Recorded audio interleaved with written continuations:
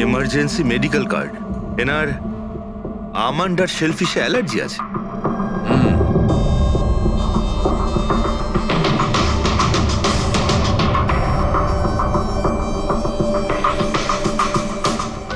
Sir, কেকটাও পুরো খাওয়া হয়নি।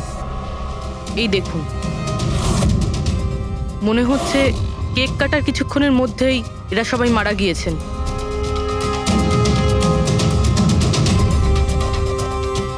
হাতাহাতির কোনো চিহ্নই নেই, সোজা গুলি করেছে।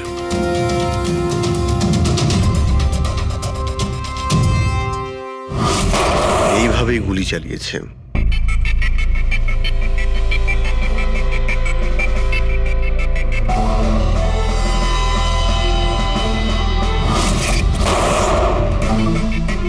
আরেকটা লাশ কোথায়? ভেতরে আছে স্যার।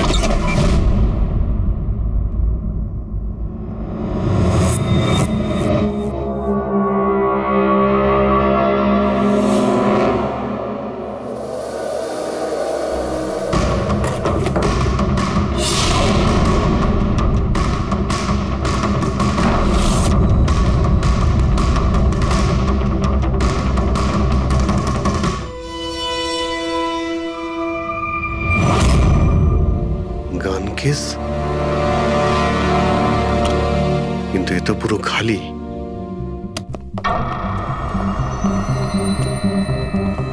তবে স্যার, এই ঘটনা ঘটেছে কতক্ষণ হয়েছে?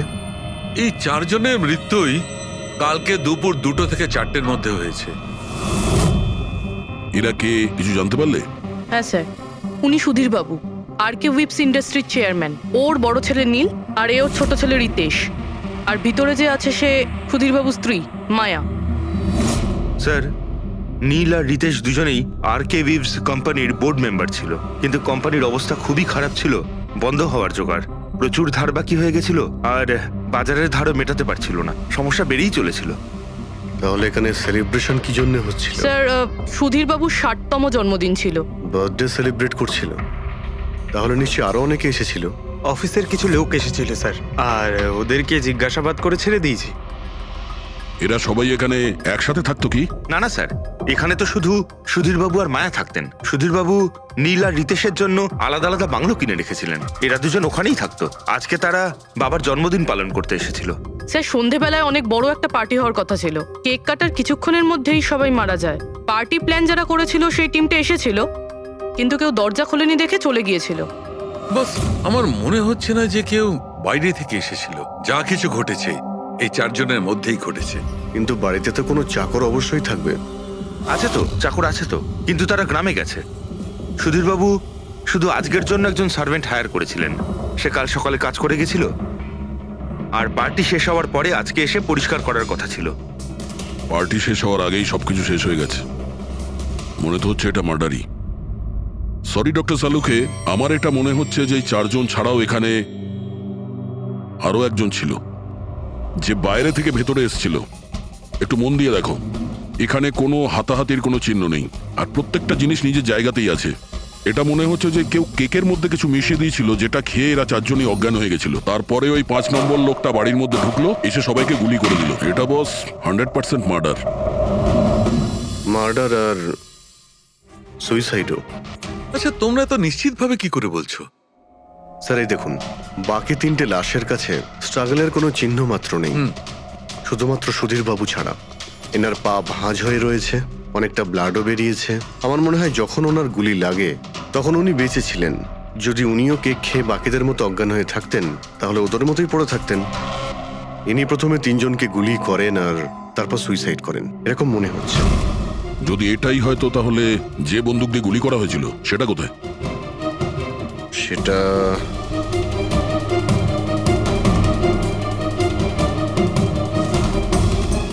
এখানে গুলি লেগেছিল, মানে মাথাতে। সুধীর বাবু যদি এইভাবে গুলি চালান তো এইভাবেই হয়তো পড়েছেন, আর তখনই হাত থেকে বন্দুকটা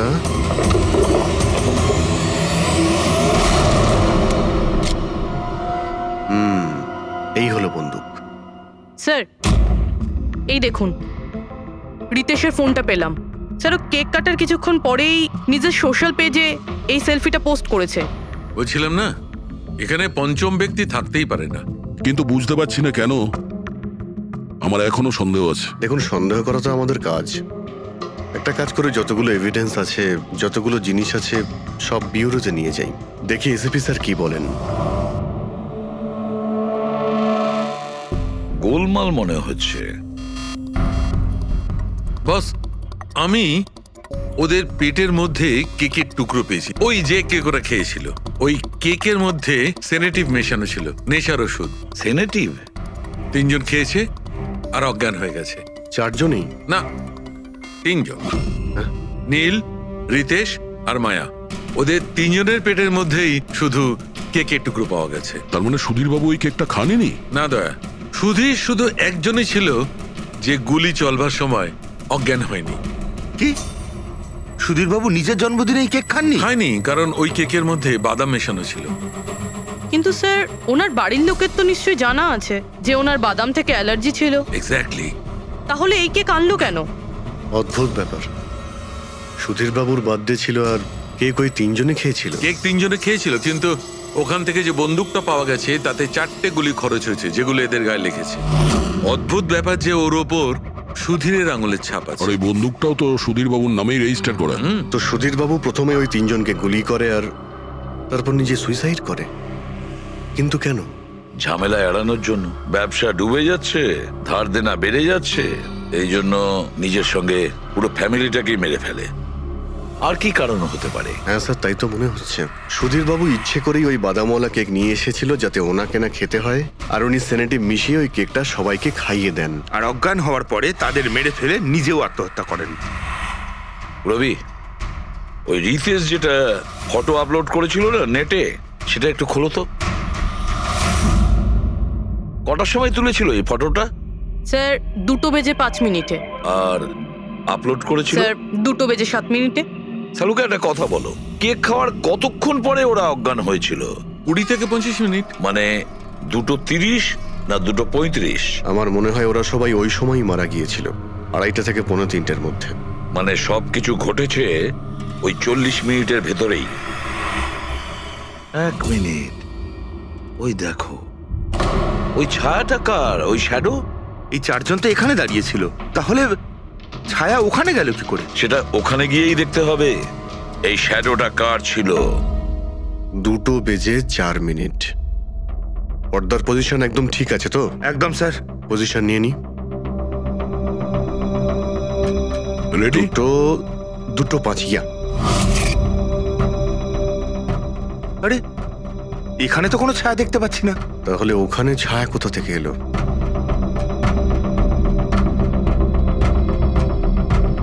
রোদটা এই দিক থেকেই আসছে। পুরবি, তুমি ওইখানটা গিয়ে দাঁড়াও তো।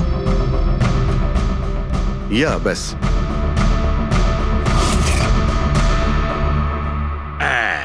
এইখানে ছায়াটা দেখা যাচ্ছে, ঠিক যেমনটা ওখানে ছিল, সেম টু সেম। আমি ঠিকই বলেছিলাম, এখানে কোনো 5 নম্বর লোক ছিল। আর সে ওখানেই দাঁড়িয়েছিল যেখানে আমি দাঁড়িয়েছিলাম। এই সেই লোকটাই হবে যে সুধীরবাবু আর তার পরিবারকে মেরেছে। আর সে আমাদের অলমোস্ট ধোকা দিয়ে দিয়েছিল যে এটা মার্ডার কাম সুইসাইড। আর ওর ছায়াই ওকে ধোকা দিয়ে দিয়েছে। কিন্তু স্যার, আমরা এই ছায়ার মাধ্যমে খুনি অবধি পৌঁছবো কি করে? খুনির মেন টার্গেট ছিল সুধীরবাবু, আর সে ওই সময় ওখানেই দাঁড়িয়েছিল। নিশ্চয়ই চেনা জানাই কেউ হবে। কারেক্ট। খোঁজ নিয়ে দেখো সুধীরবাবু পার্টিতে কাদের কাদের ডেকেছিলেন।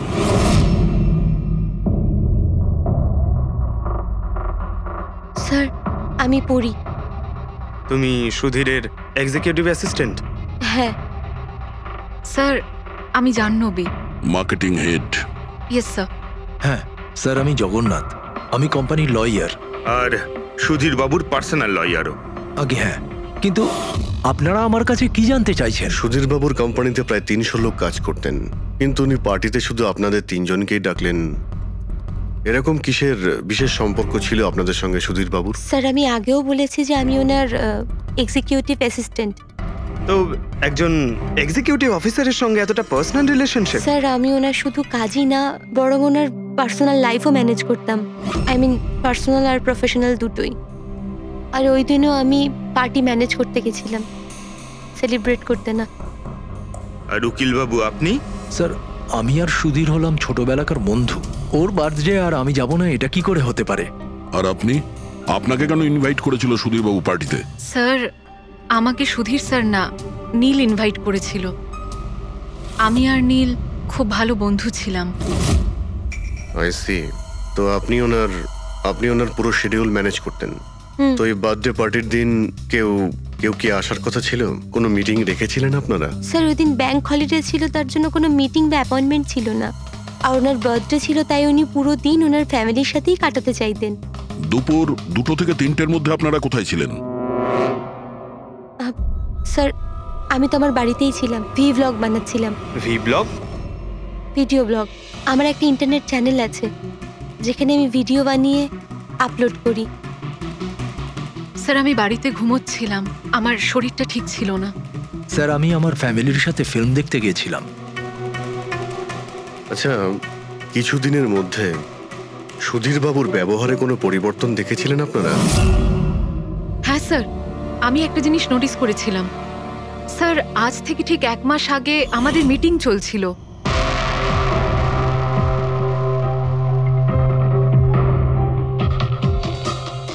স্যার কি ব্যাপার, ভেতরে এসো। ঠিক আছে, তুমি যাও।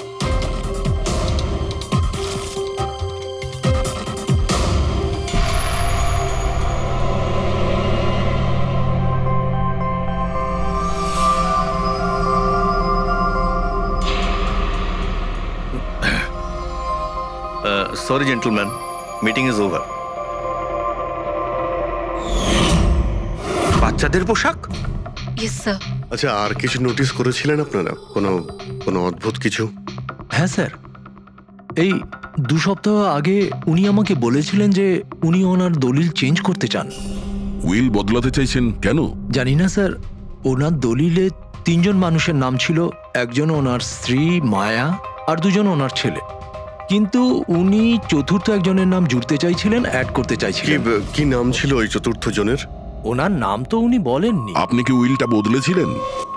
আসলে আমি পেপার সব তৈরি করে দিয়েছিলাম, ব্যাস নাম ভরে ওতে সুধীরকে সই করতে হতো।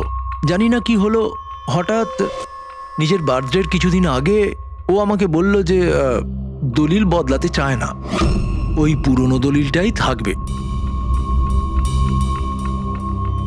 ঠিক আছে, এই চতুর্থ ব্যক্তি আবার কোথা থেকে এলো যার নাম সুধীরবাবু নিজের উইলে ইনক্লুড করতে চেয়েছিলেন? সুধীরজির মৃত্যুর এই চতুর্থ জনের সঙ্গে কোনো কানেকশন থাকতে পারে। আমার তো এটাই কিছুতে মাথায় ঢুকছে না। বাচ্চাদের পোশাক কেউ কাউকে কেন পাঠাতে যাবে? বাচ্চাদের জামা কাপড় পাঠানো হয়েছিল, তাহলে ওই এনভেলপটা কোথায় গেল? সুধীরবাবুর রুমটা তো আমরা ভালো করে চেক করেছি, ওখানে তো কিছুই পাইনি আমরা। বাড়িতে নয় তো অফিসে?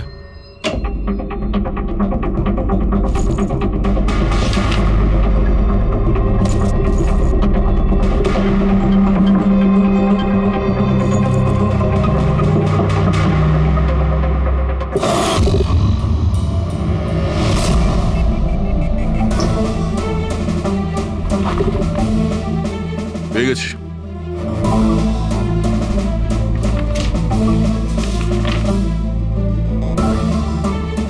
আরে এতে তো দেখছি কোনো পোস্টাল স্ট্যাম্প বা যে পাঠিয়েছে তার নামই নেই। তাহলে পার্সেল এখানে পৌঁছলো কি করে? মনে হচ্ছে এই এনভেলপটা সোজা কেউ কোম্পানির পোস্ট বক্সে ঢেলে দিয়েছিল।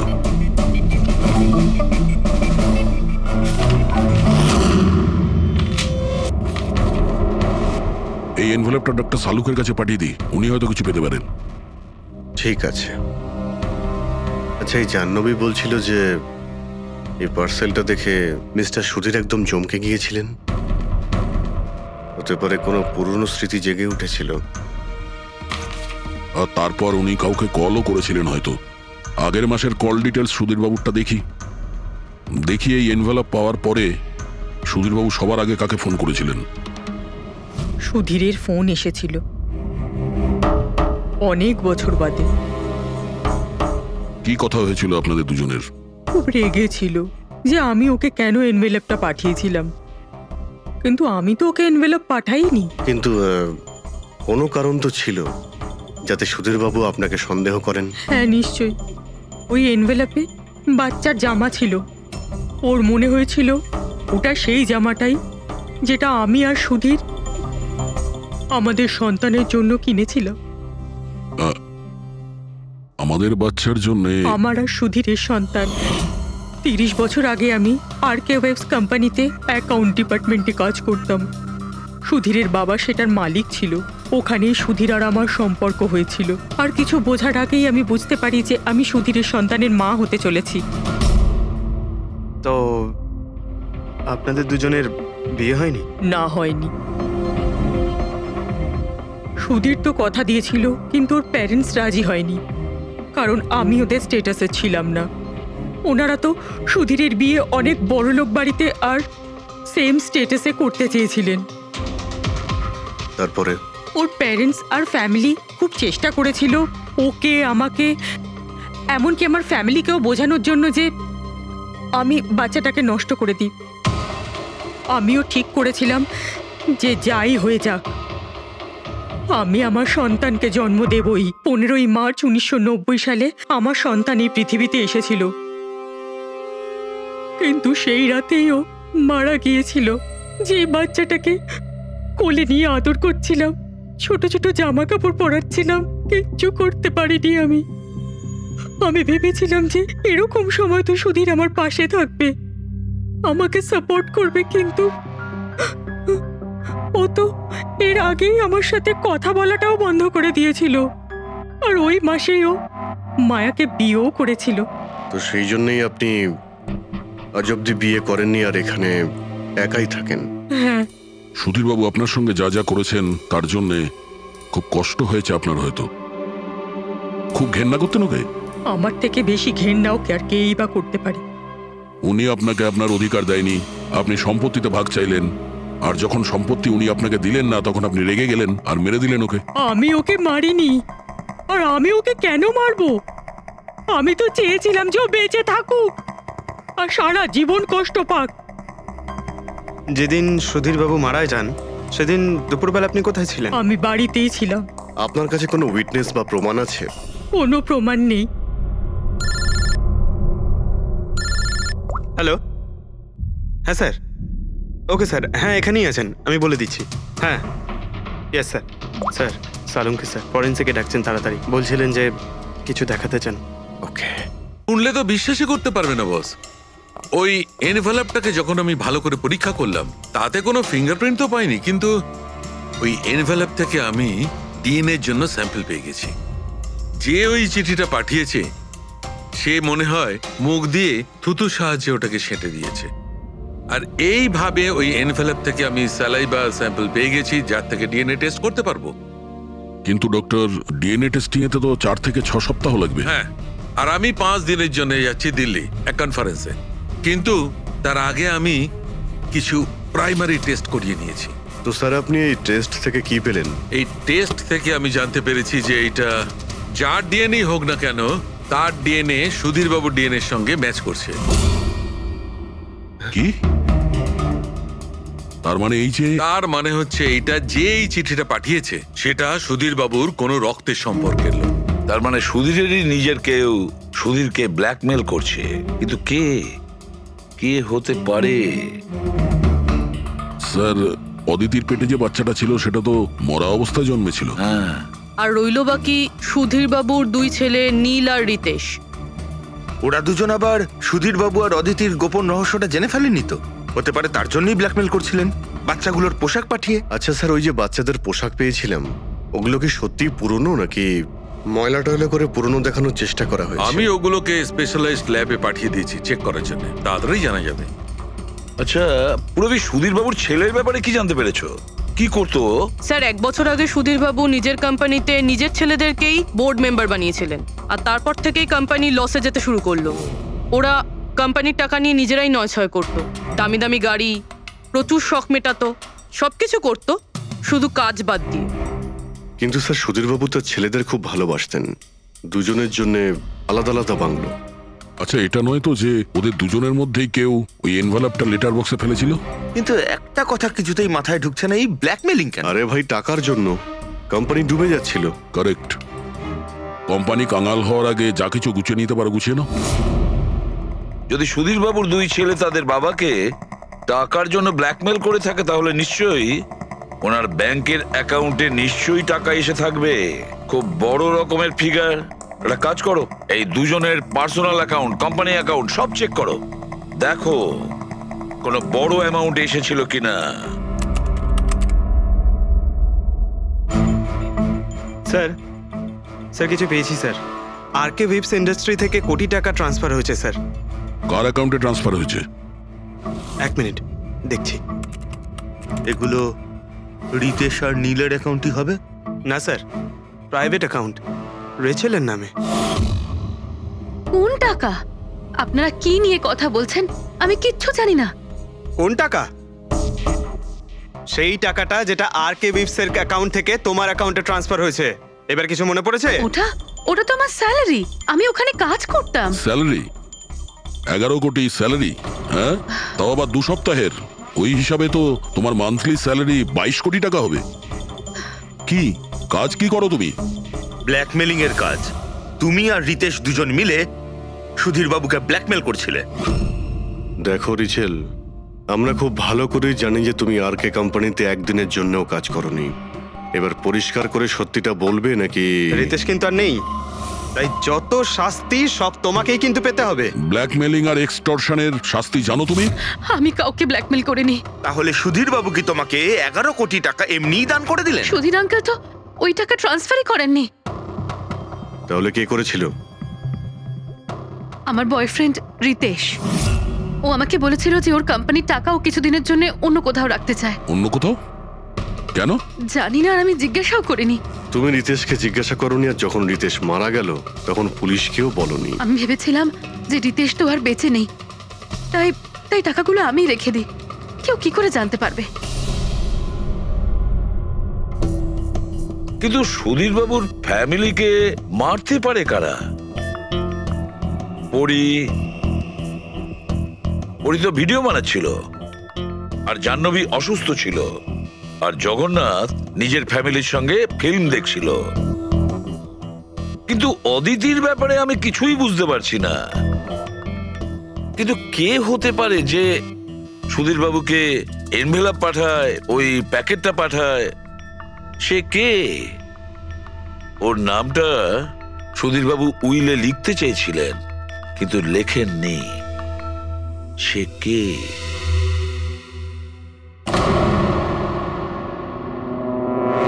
প্রেমের দ্বিতীয় কেকটা কোথা থেকে আসলো?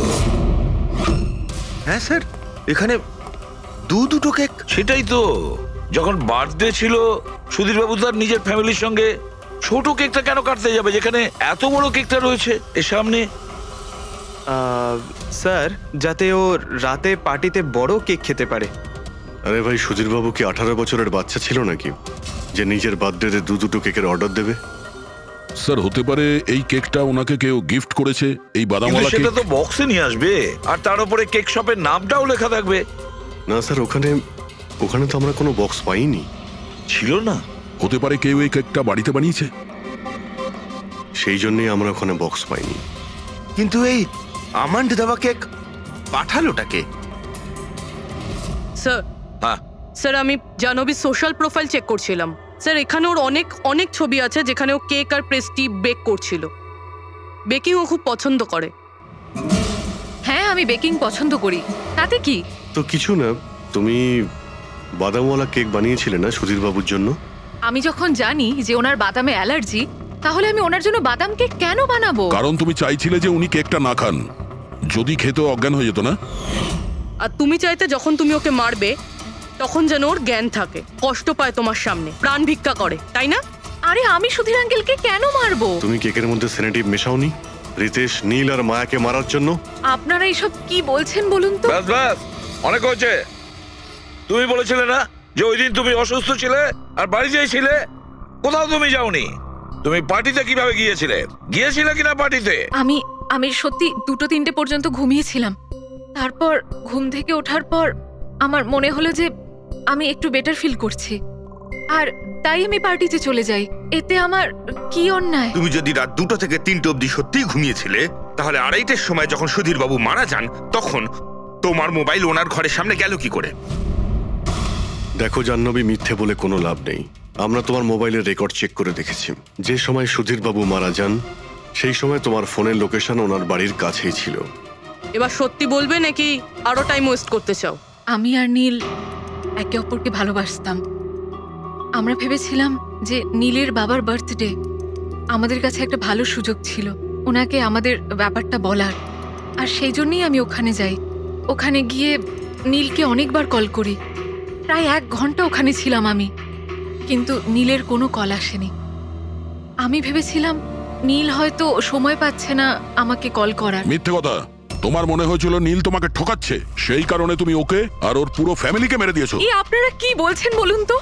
আমি বেকিং করতে ভালোবাসি, তার মানে তো এটা নয় যে খুনটা আমি করেছি। ইন্টারনেটে রেসিপি দেখে তো যে কেউ কেক বানিয়ে ফেলতে পারে।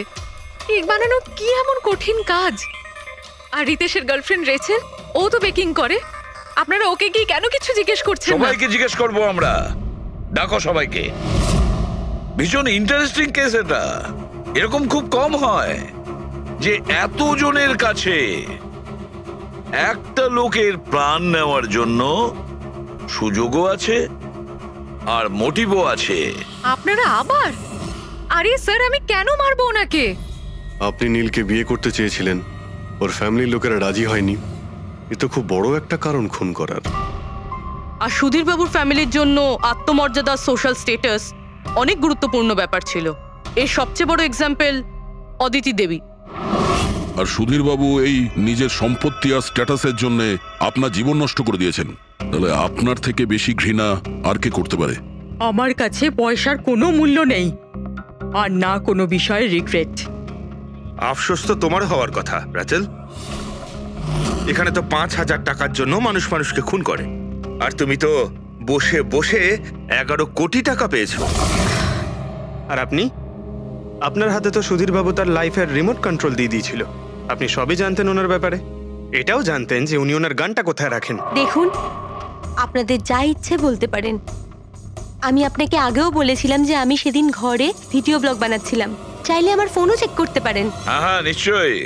ওই দেখি, জানা তো যাবে কিভাবে ভিডিও ব্লগ বানানো যায়।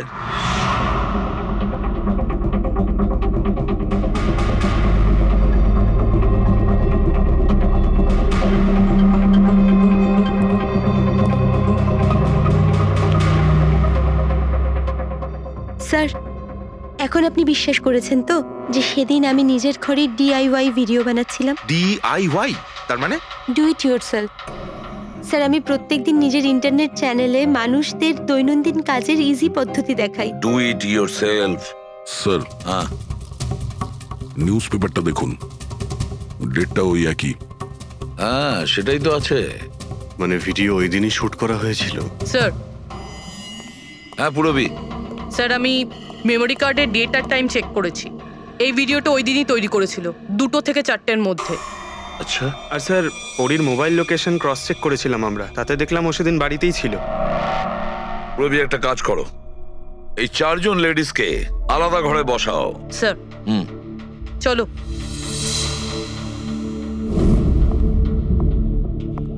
স্যার, কি ভাবছেন আপনি? সমস্ত প্রমাণ তোর পক্ষেই দেখছি। এই কেসটা তো আমি অন্ধকারে ডুবে যেতে দেখছি। ঠিক একটা কথা তো পরিষ্কার, যখন অন্ধকার হয় তখন কোনো ছায়া পড়ে না। কিন্তু আমার মনে হয় এই পুরো কেসটাই ছায়ারই খেলা। সানডাইল জানো তো? সানডাইল এই জিনিসটা আসলে সূর্যের আলো কোন দিকে যায় সেই অনুযায়ী টাইমটা দেখায়। হ্যাঁ, সানডাইল এমন একটা জিনিস যেটা থেকে আমরা আকাশের সূর্যের পজিশনটা বুঝতে পারি, যেটা থেকে আমরা সময়টা আন্দাজ করতে পারি। এবার দেখো, আমাদের পৃথিবী ঘুরতে থাকে আর সেই জন্য সূর্যের অ্যাঙ্গেলটাও বদলে যায়, যেটার কারণে সানডাইলে ছায়ার পজিশনটা বদলাতে থাকে। এটা তো মাথায় ঢুকে গেছে স্যার, কিন্তু এটার এই কেসটার সাথে কি সম্পর্ক বলুন এর তো? সঙ্গে সম্পর্ক আছে ফেডরিক। পরি, এই পুরো প্রমাণগুলোই আমরা পরীর কাছ থেকে কালেক্ট করেছি। পরি সে এমন একজন কেউ পুরো এভিডেন্স গুলো ম্যানিপুলেট করতে পারে, মেমোরি কার্ডের ডেটটাও চেঞ্জ করতে পারে, পুরো এভিডেন্সেস কন্ট্রোল করতে পারে। কিন্তু সূর্যকে কন্ট্রোল পরি করতে পারে না। ভুলে যেও না যে সূর্য কোনো সময়ে ভুল সময় সে দেয় না। তার মানে ওরই ভিডিওতে ডেট আর টাইম দুটোই চেঞ্জ করে দিয়েছে। হয়তো চেঞ্জ করেছে বা করেনি, কিন্তু এখন আমরা এই ছায়াকে প্রশ্ন করব যে পরি সত্যি বলেছে না মিথ্যে বলেছে। কারেক্ট, এই সেটিংটা একদম সেরকমই হয়েছে যেমন পরীর ভিডিওতে ছিল। আর রোদও সেই রকম আছে সেদিন যেরকম ছিল। শুধু পরীর জায়গায় পুরবি দাঁড়িয়ে আছে। স্যার, আমরা এখানে কি করব? আগামী 6 ঘন্টা পর্যন্ত পুরবীকে এইভাবেই দাঁড়িয়ে থাকতে হবে যেভাবে ভিডিওতে পরী দাঁড়িয়েছিল। আমরা এটাই দেখতে চাই যে যদি পরী সত্যি কথা বলে তাহলে 2 থেকে 4টের মধ্যে পুরবীর মুখে ঠিক সেই জায়গা থেকে রোদ্দুর পড়বে যেমন পরীর মুখে ছিল। আর স্যার, যদি আমার ছায়া পরীর ছায়ার সাথে ম্যাচ না করে তো? তো দেখতে হবে। ক্যামেরা অন করো।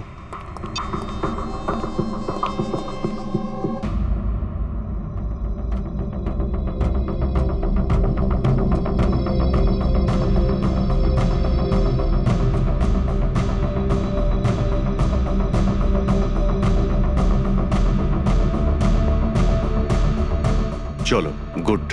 ওকে পুরবী, রিল্যাক্স। আচ্ছা, কি আছে এই ভিডিওতে? আরে দেখতে দাও ভাই।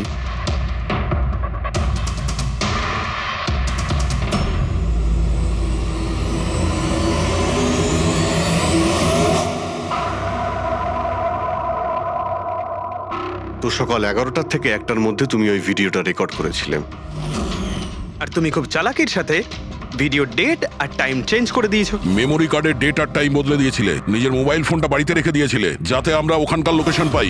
তুমি কি মনে করেছিলে এসব করার ফলে আমরা বোকা হয়ে যাব? হ্যাঁ, না তুমি আমাদেরকে বোকা বানাতে পারলে, না আকাশে ওঠা সূর্যকে। তোমার ভিডিওতে রোডের ডিরেকশন দেখে স্পষ্টই বোঝা যাচ্ছে ওই ভিডিওটা 11টা থেকে 1টার মধ্যে শুট করা হয়েছে। চেষ্টাটা ভালোই করেছিলেন, কিন্তু রিসার্চ ওয়ার্কটা একটু দরকার ছিল। পরি, তোমার ব্যাপারে আমরা সবকিছু জেনে গেছি। পড়ি, আমাদের হয়তো ম্যাক্সিমাম 4 সপ্তাহ সময় লাগবে তোমার ডিএনএ টেস্ট করে এটা প্রমাণ করতে যে তুমি সুধীর বাবুর মেয়ে, কিন্তু তাতে সত্যিটা বদলে যাবে না।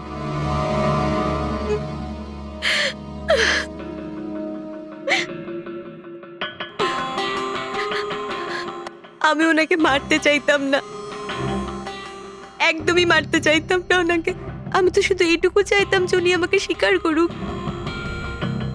ছোট থেকে এখনো অবধি আমি অনাথ আশ্রমে বড় হয়েছি, তার জন্য একটা ফ্যামিলি চাইতাম আমি। তুমি সুধীর বাবুর ব্যাপারে জানতে পারলে কিভাবে?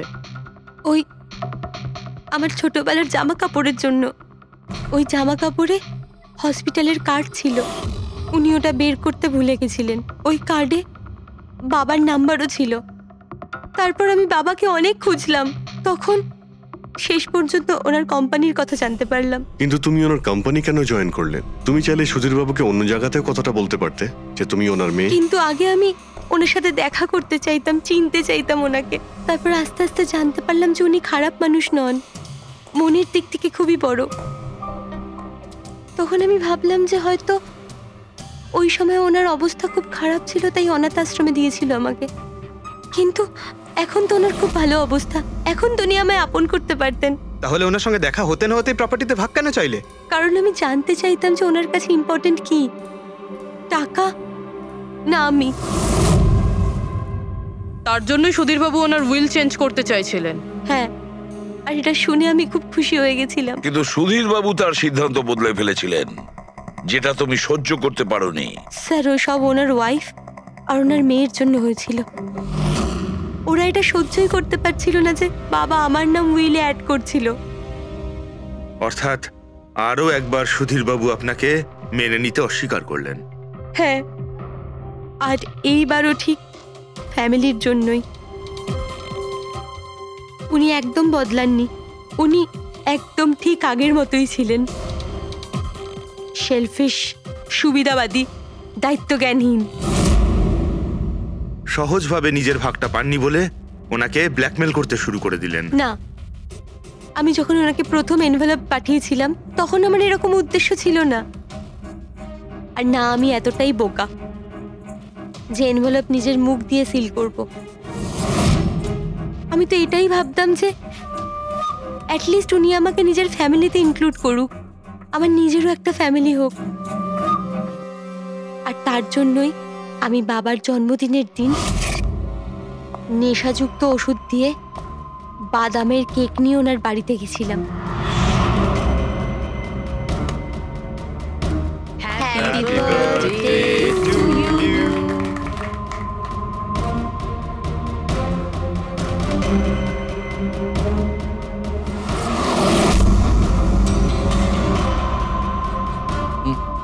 আমার অ্যালার্জি আছে।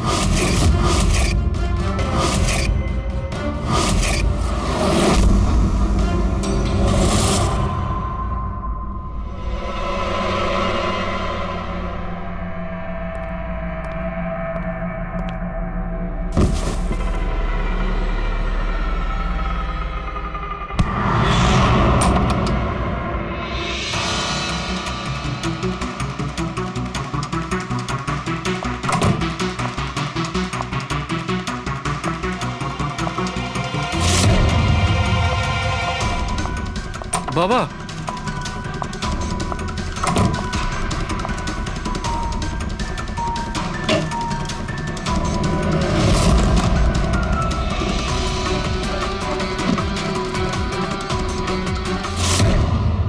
তুমি সুধীরবাবুর পুরো ফ্যামিলিকে মারতে চেয়েছিলে না? তোমার লক্ষ্য পূরণ হয়েছে। এবার তোমার সঙ্গে ওনার ফ্যামিলির লাস্ট মেম্বারও শেষ হয়ে যাবে। জেল যাওয়ার আগে আমরা তোমার সঙ্গে কারোর সঙ্গে দেখা করিয়ে দিতে চাই।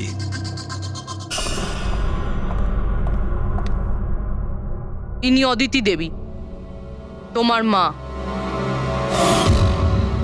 মা,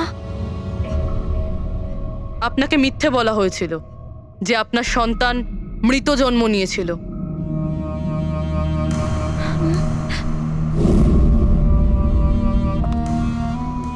মা,